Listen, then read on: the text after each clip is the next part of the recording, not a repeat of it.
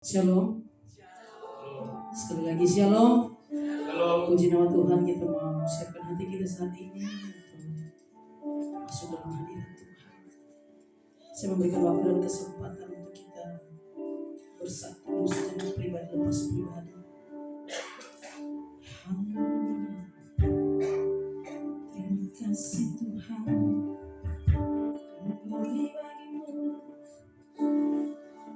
Glory bagimu Tuhan, kami bersyukur, kami berterima kasih.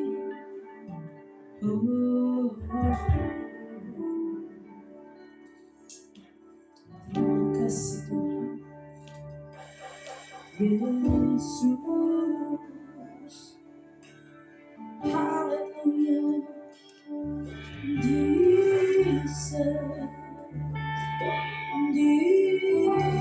Yesus, Haleluya, Saudara ini Tuhan, kami bersembahkan, kami bersehati, membawa hidup kami, membawa hati kami hanya bagi-Mu Tuhan.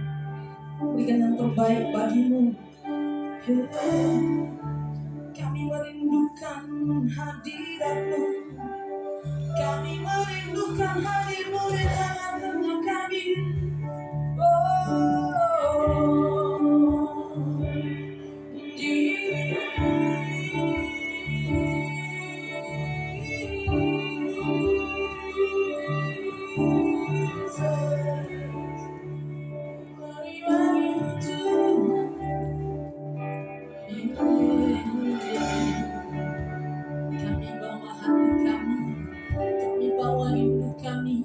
Kami bawa pujian kami bagi-Mu, kami bawa sembah kami bagi-Mu. Sore hari ini Tuhan, kami mengatakan satu hal yang kami rindukan, berdiam di bait-Mu, menikmati hadir-Mu, menambahkan cinta-Mu bagi kami.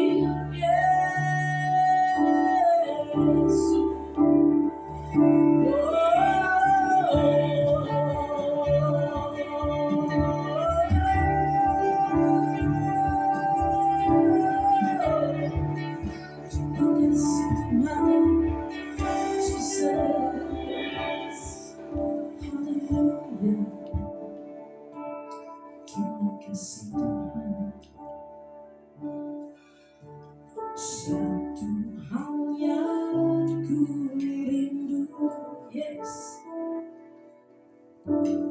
berdiam di dalam rumah. Satu hal yang ku pinta, menikmati bait-Mu Tuhan. Sekali lagi, satu hal yang ku rindu, berdiam Tuhan, berdiam di dalam rumah-Mu. Satu hal yang ku pinta,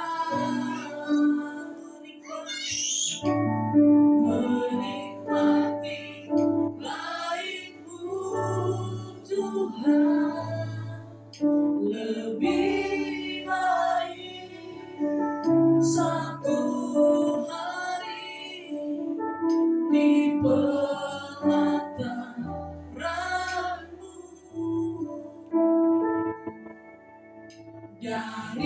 daripada 1000 hari di tempat lain.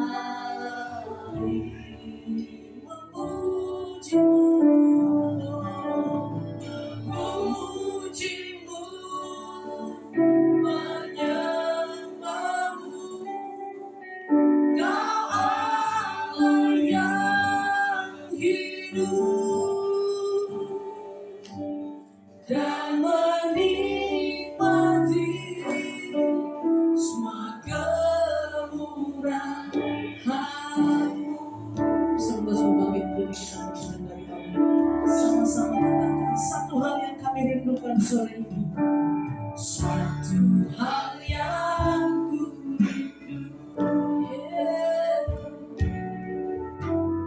berdiam di dalam rumahmu. Satu hal yang ku pinta, menikmati baitmu untuk lebih baik, lebih baik. Satu hari di pelataranmu,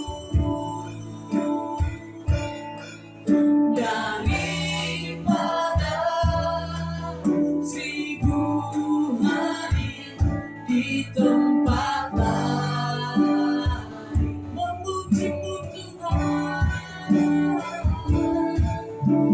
memuji-Mu, menyembah-Mu. Kau Allah yang hidup dan menikmati semua kemuliaan.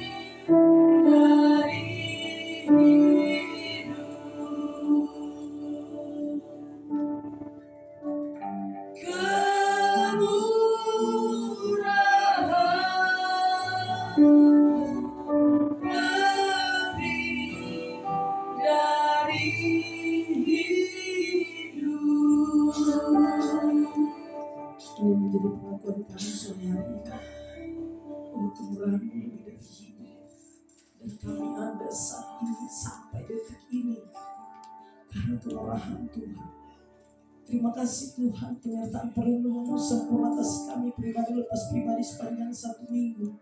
Banyak persoalan tantangan yang kami hadapi, kami lewati. Tapi kami percaya Engkau Allah yang tidak pernah meninggalkan kami. Sehingga terbukti kami bisa ada dalam ruangan ini karena kemurahan dalam hidup kami, Bapak. Sore hari ini Tuhan, kami bawa ibadah kami. Misalkan ibadah kami dari awal pertengahan hingga selesai, Tuhan ambil alih. Tuhan campur tangan, Tuhan membela, menolong di dalam nama Tuhan Yesus. Menyerahkan setiap jemaat Tuhan yang dalam perjalanan menuju ke tempat ini. Tuhan tuntun, pimpin, hantarkan mereka dan bertemu dengan kami dalam keadaan sehat walafiat. Kami mau memuji memuliakan nama bersama-sama di tempat ini. Kami percaya ketika kami memuji menyembah Engkau, yang sakit sudah disembuhkan, yang lemah sudah dikuatkan, yang putus asa sudah diberikan pengharapan baru. Dan kami percaya Engkau Allah yang bertata atas puji-pujian kami. Terima kasih Bapak, terima kasih Tuhan. Kami alaskan doa kami ini sesuai dengan doa yang sudah Tuhan ajarkan kepada kami. Bapa kami yang di surga, kuduskanlah namamu, datanglah kerajaan-Mu, jadilah kehendak-Mu di bumi seperti di surga. Berikanlah kami pada hari ini pada sesungguhnya, dan ampunilah kami yang salah kami, seperti kami juga mengampuni orang yang bersalah kepada kami, dan jangan membawa kami dalam pencobaan, tetapi lepaskan kami dari penjara, karena Engkau yang punya kerajaan, ada kuasa dan kemuliaan sampai selama-lamanya. Amin. Haleluya. Kita siapkan persembahan kita, kita memberikan yang terbaik. Tetap hati dan pikiran kita bawa sama Tuhan. Siapkan hati kita juga untuk mendengarkan kepada firman Tuhan sore hari ini.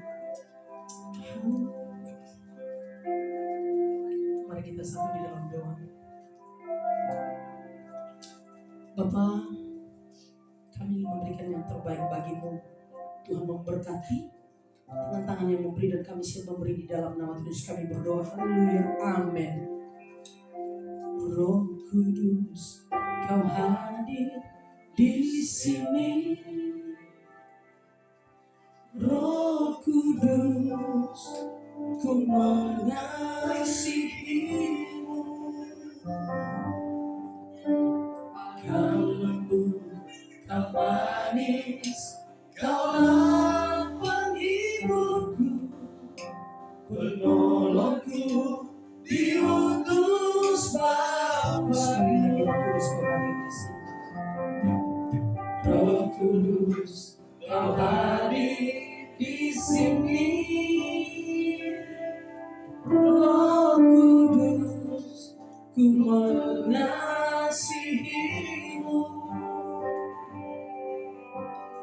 Kau lembut, Kau manis, Kaulah penghiburku, penolongku, diutus Bapa. Ku buka hati untuk Roh-Mu Tuhan. Ku buka hati menyembah-Mu Yesus. Jamalah kami, penuhi kami dengan kuasa Allah Maha Tinggi. Pujian dari awal.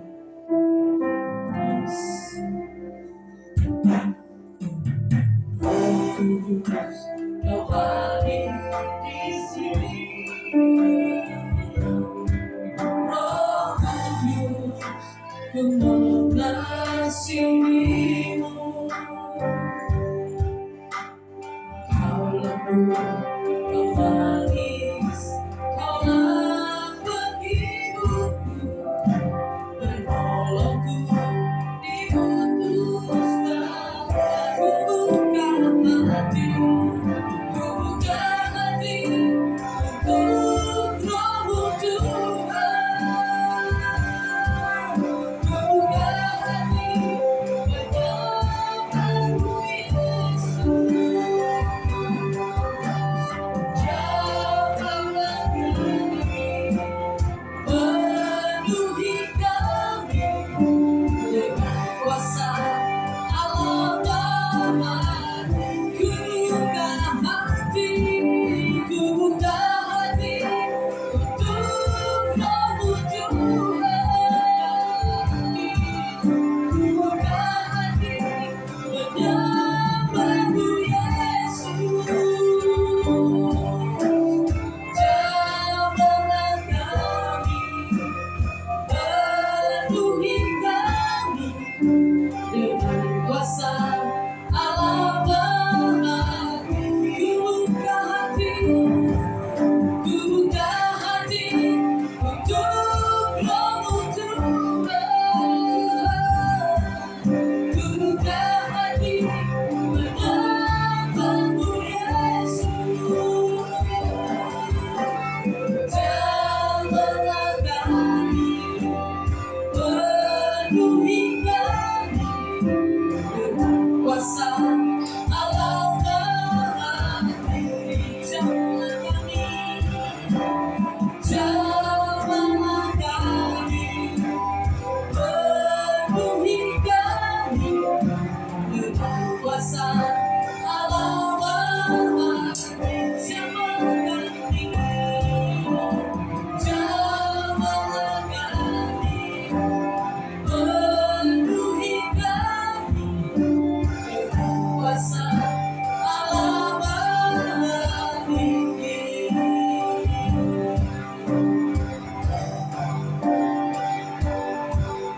Yesus pegang erat tanganku, ku tak dapat hidup di luar kasih-Mu. Bapa, jangan tinggalkan aku. Engkau Allah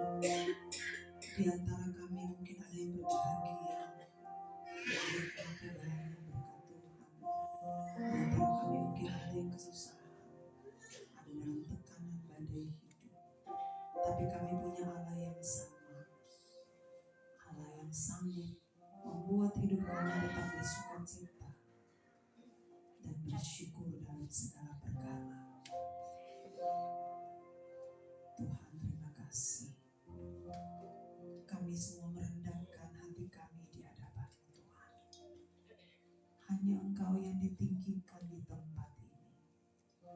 Bukan kuat dan gagah perkasa hebatnya kami, tapi hanya Tuhan yang hebat dalam hidup kami.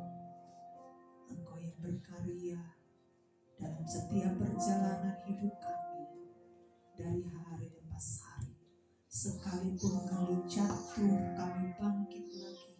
Kami jatuh, kami bangkit lagi. Kami ditawan oleh kekuatan dunia ini. Kami ditawan oleh perekonomian kami. Kami ditawan oleh setiap masalah yang mengguncang kami. Tapi hari ini kami menyatakan Tuhan sungguh amat baik bagi kami.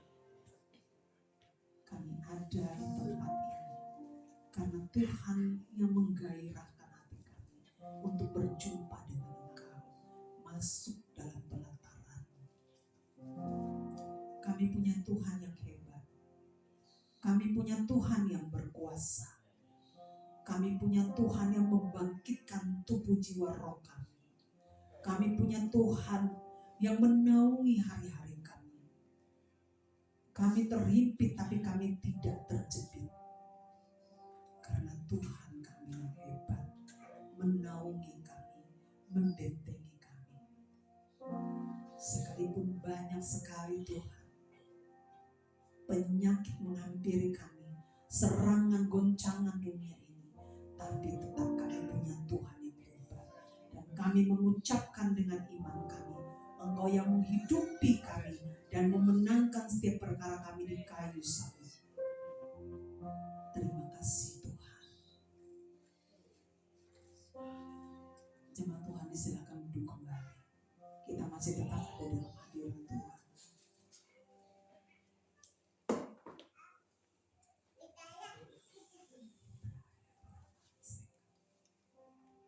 Di antara kami mungkin ada dalam kekeringan rohani. Di antara kami Tuhan ada dalam kelemahan jiwa, fisik. Bahkan jarang kami berjumpa dengan Tuhan, sehingga roh kami padam.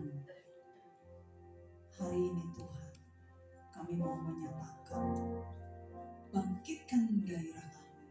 Hai jiwaku, pujilah Tuhan Allahku. Hai jiwaku, bersukacitalah di hadapan Tuhan Dia Maha Tinggi.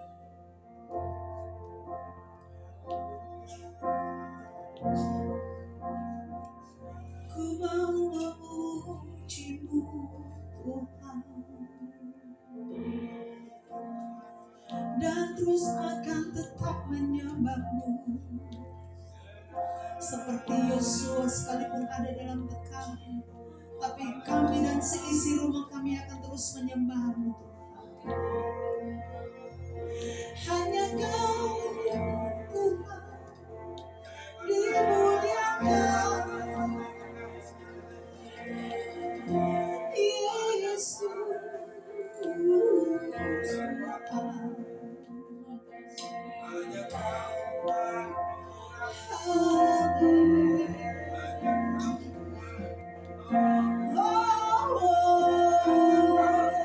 Pujilah Tuhan Allahku, berbanggalah di hadapan hadirat-Nya yang kudus.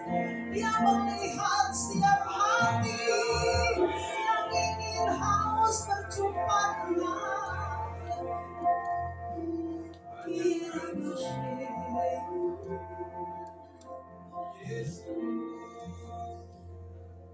Terima kasih Tuhan. Ku mau memujimu, ku selalu pujimu. Ku mau menyembahmu, ku selalu sembahmu.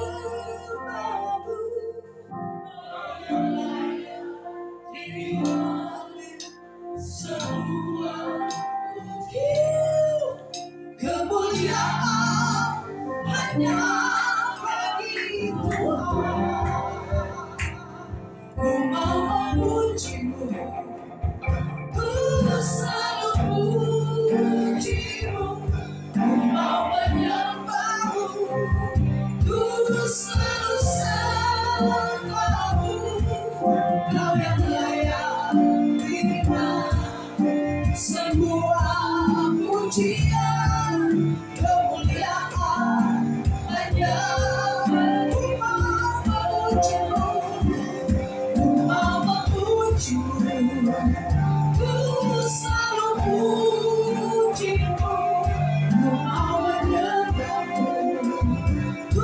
selalu selalu Kau yang layak terima semua pujian kemuliaan hanya bagi Kau yang layak terima semua pujian kemuliaan hanya bagi Kau yang layak Tuhan, Kau yang layak terima semua pujian kemuliaan hanya bagi Tuhan. Terima kasih kami siap menikmati firman Tuhan. Biarlah benih ini bertumbuh dalam hati kami, berdampak, berbuah lebat, menghasilkan buah-buah roh. Di dalam nama Tuhan Yesus Kristus tutup bungkus benih ini. Haleluya. Amin. Silakan dulu kembali saudara.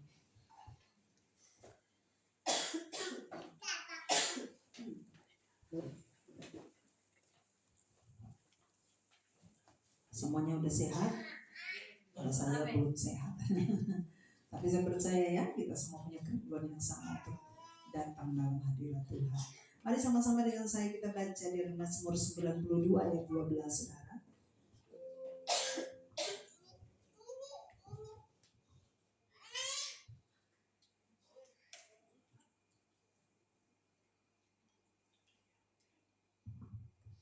Mazmur 92 ayat yang ke-12, sama-sama kita baca 1, 2, 3.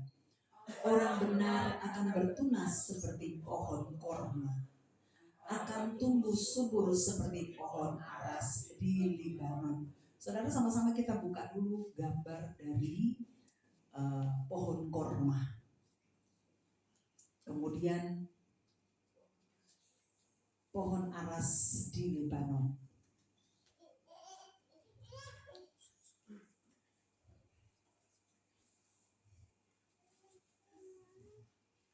Firman Tuhan kita hari ini temanya tumbuh dalam kebenaran, bertunas dalam Tuhan.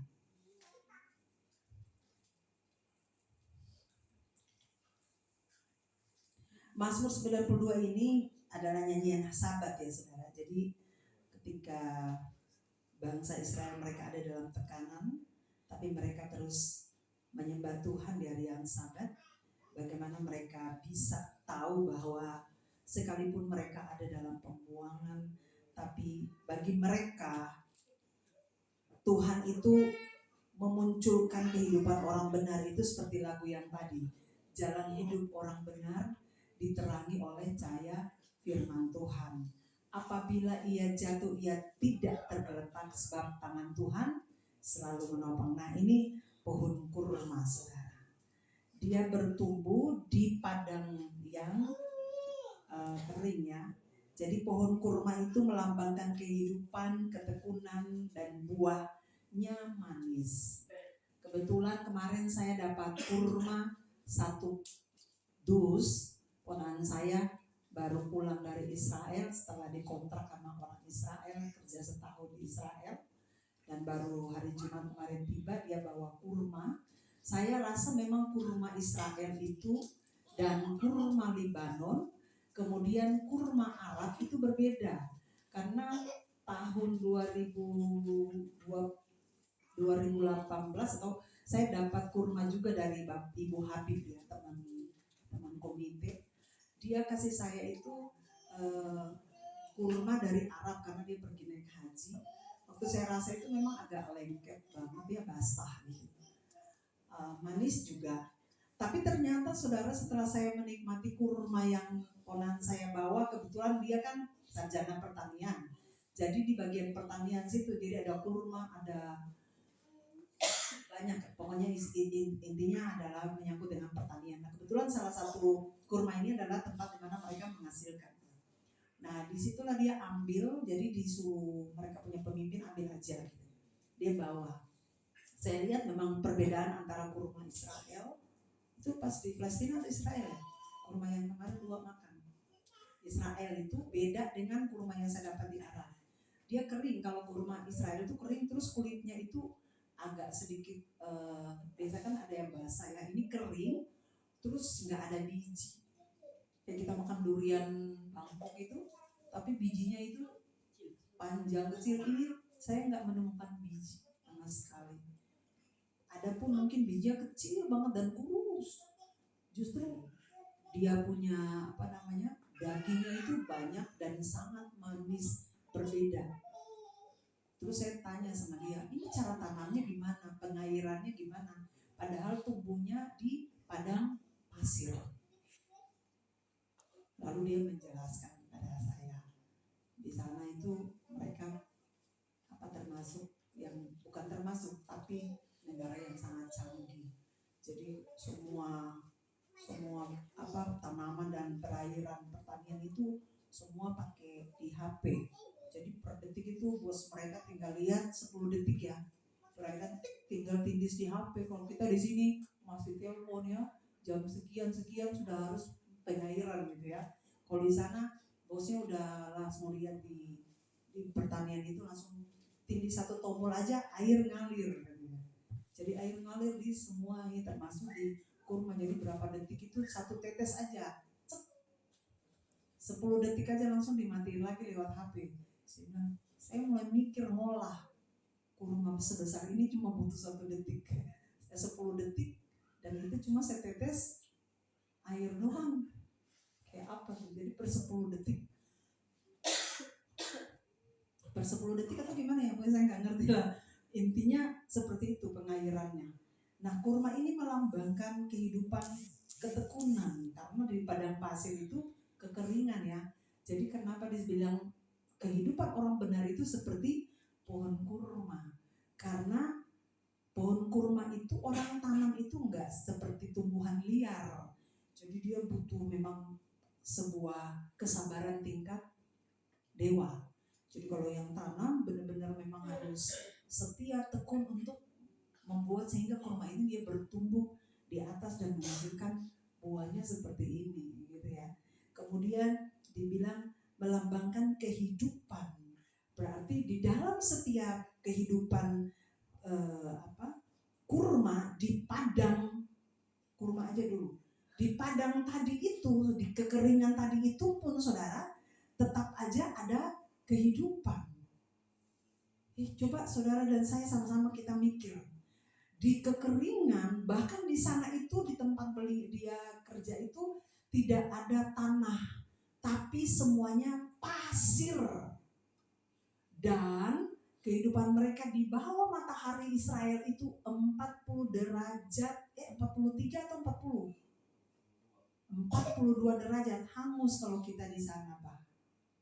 Dia pergi putih, pulang hitam. 42, kita aja di sini 32 aja udah kepanasan banget. Apalagi 42, bahkan di padang pasir, di pasir tapi ada kehidupan.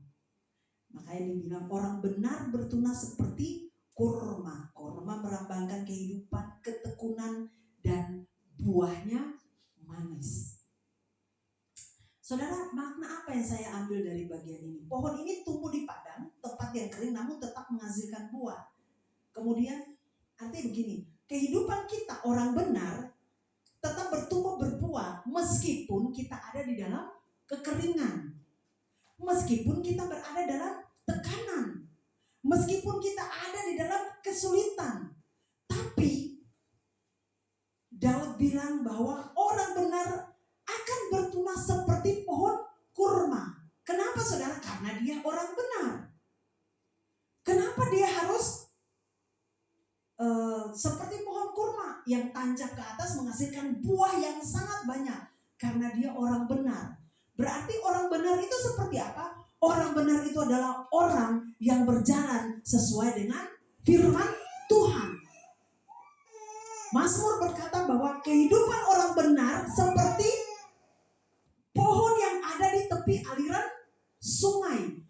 Biar pohon itu dia punya musim tidak ada, tapi kalau dia ada di sumber air, maka dia akan terus bertunas, berbuah, menghasilkan buah-buah yang berkualitas. Nah, seperti itulah kehidupan kita. Kurma impossible. Di padang tapi ada kehidupan. Di padang kekeringan tapi ada kehidupan. Kenapa saudara? Karena setiap 10 detik tadi ada pengairan. Yesus itu kita gambarkan sebagai air hidup. Jadi kalau saudara dan saya hidup di dalam kebenaran Tuhan, maka kehidupan kita itu digambarkan sebagai pohon kurma yang menghasilkan buah yang banyak sekali. Jadi perjalanan hidup saudara dan saya sekalipun ada dalam tekanan, saya percaya, saya tadi penyembahan, saya Roh Kudus bicara buat saya begini, banyak sekali pergumulan dan ada beberapa orang yang Tuhan tunjukkan yang ini, sementara ada di bawah tekanan, sementara ada dalam kesulitan perekonomian saudara. Tapi saudara yang tadi Tuhan tunjukkan sama saya, percaya saja. Imani sekalipun saudara dalam kekeringan, lembah dan tidak ada kehidupan, tapi percaya ada titik, ada sebuah harapan di sana. Ketika saudara hidup benar, Tuhan perintahkan berkat-berkatnya.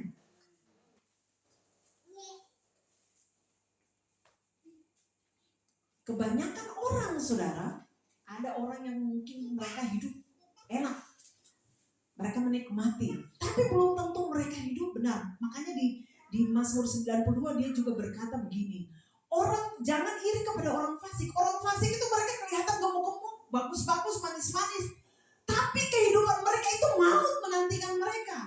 Beda dengan orang benar. Hidup dalam kesulitan, pengajaran iman yang harus kita lewati bersama. Tapi percaya satu hal, di ujung sana ada kehidupan yang kekal menanti kita.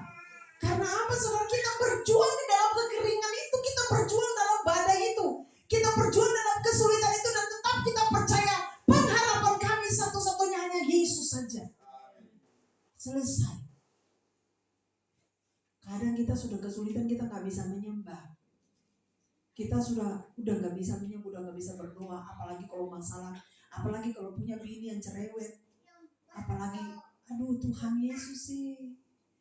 Selesai ada uang, orang Ambon dan sudah tidak ada duit lagi. Istri bilang begini, Pak, sudah tidak ada uang, beras habis ini. Ya sudah Jo, harusnya begini, istri yang baik seperti Amsal bilang,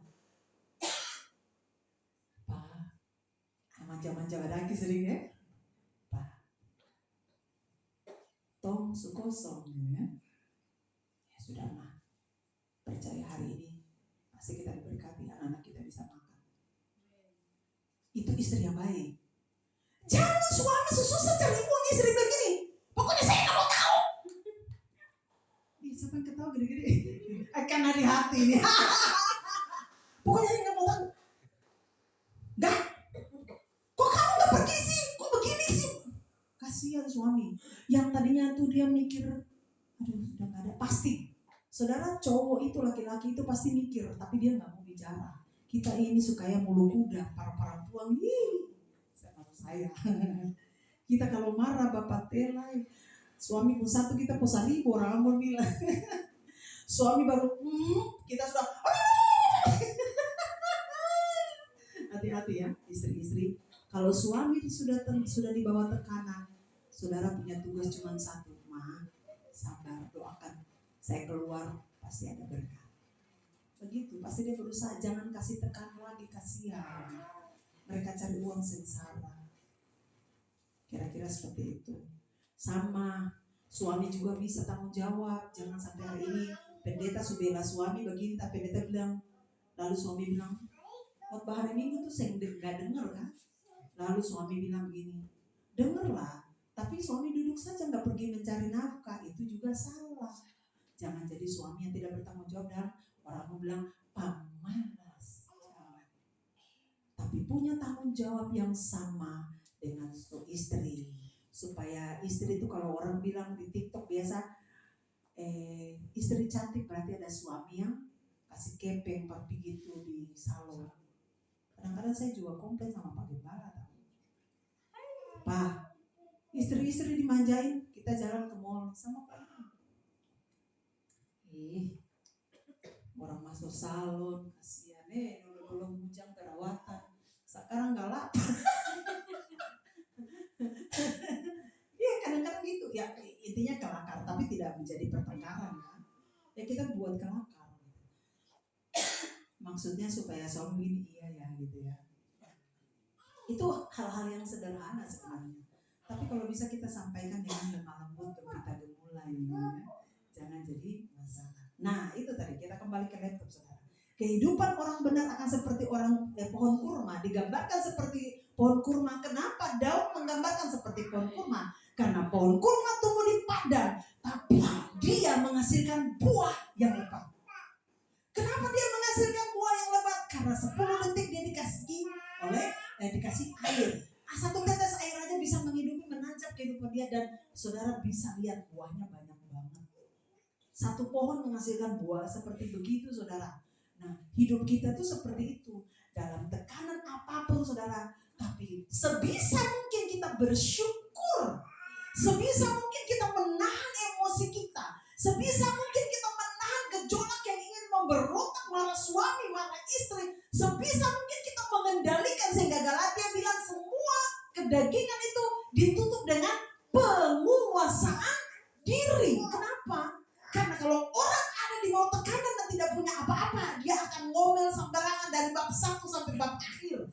Kalau bisa dia marah, dia punya istri atau suami dari Kejadian sampai di kamus. Tapi orang yang hidup dalam kebenaran Allah, dia penuh hikmat, dia akan mengolah di sini. Kehidupan saya dengan suami, soalnya saya bersaksi sedikit, tidak mudah.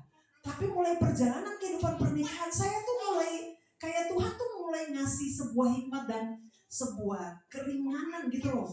Desi, jangan kamu terlalu berpikir. Kalau kamu berpikir, maka kamu akan membatasi roh Tuhan bekerja dalam hidup kamu. Tugas kamu cuma satu, mendoakan suami kamu. Jadi meminimalis pertengkaran di dalam rumah tangga. Sebenarnya kehidupan kita tuh bertengkar itu cuma yang bagian-bagian ini, yang sudah berkeluarga, yang masih bujang, yang belum dapat pasangan. Nanti ada, ini masalah mereka juga berbeda. Tapi kebanyakan kita yang sudah menikah, ternyata memang 89% survei mengatakan pertengkaran terjadi antara suami dan istri lebih banyak dari orang yang bujang. Sehingga di Jepang orang takut menikah karena itu.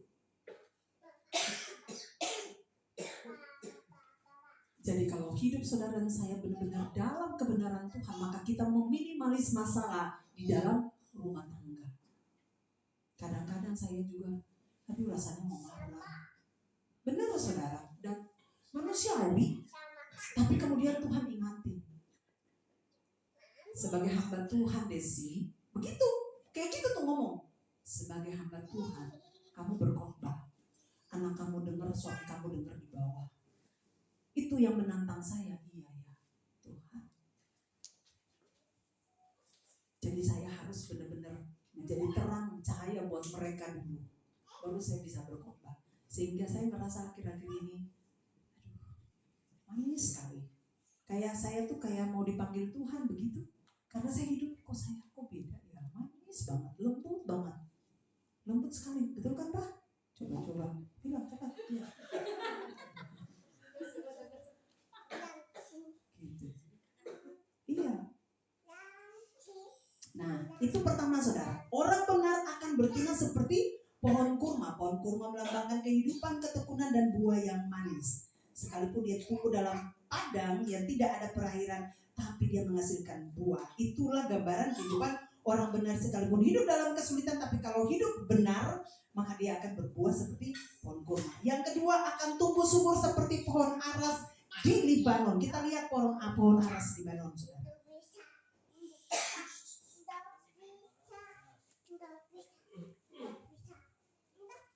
Kalau Mazmur tadi bilang orang benar akan bertunas seperti pohon kurma. Yang kedua, akan tumbuh subur seperti pohon aras di Libanon. Nah, ini pohon aras di Libanon. Kalau ada minyak kayu putih di Maluku, gitu ya. Ini pohon aras di Libanon. Jadi pohon aras ini dari Libanon. Minyak kayu putih Jawa nggak ada. Minyak kayu putih Kubang nggak ada apalagi. Ya toh? Tapi minyak kayu putih Maluku ada. Panas kayak gitulah. Nih, pohon aras dari Libanon. Pohon aras itu simbol kekuatan, keagungan dan keteguhan. Kenapa saudara? Dia bertumbuh kalau di kita di sini tuh gambarnya seperti pohon jati. Ya. Nah, kenapa Daud memakai pohon seperti pohon aras? Ternyata pohon aras itu digunakan untuk pembangunan bait Allah. Jadi jangka waktunya sangat lama banget karena kualitasnya tahan lama. Maka dia menggambarkan kehidupan orang benar itu seperti pohon aras di Libanon. Kenapa pohon aras? Tumbuhnya tinggi, kemudian kokoh, lalu kualitasnya the best. Masuk mall, gitu kira-kira. Nggak masuk di pedagang kaki lima kalau jualan, tapi masuk mall, harganya juga pasti berbeda. Maka Daud memakai itu untuk membangun bait Allah. Kemudian kenapa harus pohon ara saudara di Libanon? Karena akarnya yang kuat saudara, diterpa badai sekencang apapun tetap bertahan. Dia ditanam di mana saja tumbuh. Saudara punya proses kehidupan dengan saya, mau dikasih badai sekuat apapun, di mana saja kita ditempatkan, posisi kita di mana saja, kalau kita hidup benar di hadapan Tuhan, kayak gini, seperti Libanon, tahan terhadap bantingan dunia ini, tahan terhadap ujian hidup. Sesulit apapun saudara saya, kita akan terus bertumbuh seperti aras dari Libanon, yang punya kualitasnya tidak ecek-ecek, tapi punya value yang tinggi sekali. Nilai yang tinggi. Bahkan kehidupan anak Tuhan kalau bisa berbeda, warna kita berbeda. Karena takut akan Tuhan.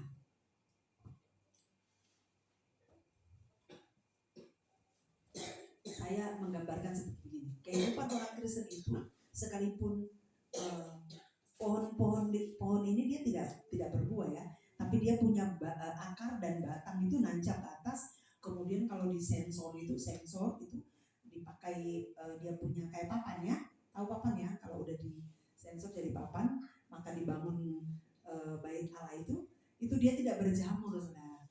Jadi iman saudara dan saya itu seperti itu, sekalipun ada dalam tekanan, tapi iman kita tidak berjamur, tidak rusak, tapi tetap kuat, kokoh, tangguh. Gitu. Karakter kita juga, iman kita juga tetap kuat, tidak mudah goyah. Yang terakhir saudara, pertumbuhan yang berasal dari Tuhan, artinya orang benar hidup seperti pohon kurma. Satu, orang benar hidup seperti pohon aras dari Libanon. Tetapi yang memberikan pertumbuhan adalah siapa saudara? Yang memberikan pertumbuhan itu berasal dari Allah. Pertumbuhan orang benar bukan karena saudara dan saya kuat dan mampu. Saudara dan saya tiap hari ketemu dengan orang yang menjengkelkan, kita tidak mampu mengatasi kalau bukan Tuhan yang memberikan kita hikmat. Saudara dan saya bertemu dengan kondisi-kondisi kita yang tertekan, kayak saya sakit sampai saya rasa saya sudah mana ini mau pergi nih. Tapi kemudian Tuhan bilang begini, saya masih mau pakai. Lalu saya mulai menyembah, saya bilang aduh Tuhan gak tahan. Sudah kayak kalah-kalahin corona gitu. Walaupun saya dulu tidak dapat corona ya, saya ngerasa bahwa kali ini saya kayak dapat corona gitu. Kok banget kayak rasa sakit sekali gitu. Tapi saya masih bisa berdoa, masih bisa menyembah, saya masih bisa berlutut. Saya bilang Tuhan terima kasih. Saya bersyukur Tuhan kasih saya sakit supaya Tuhan bilang duduk, diam, dengar aku bicara. Saat sakit,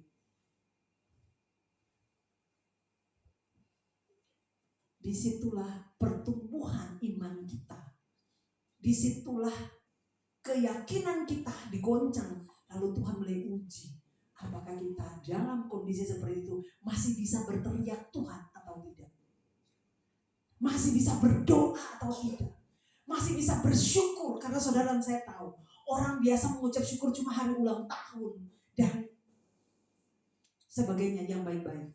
Tapi dalam sakit pun, apakah dia mampu bersyukur? Saya dikasih hikmat sama Tuhan. Kamu lihat Ayub, kamu belum bisulan Desi.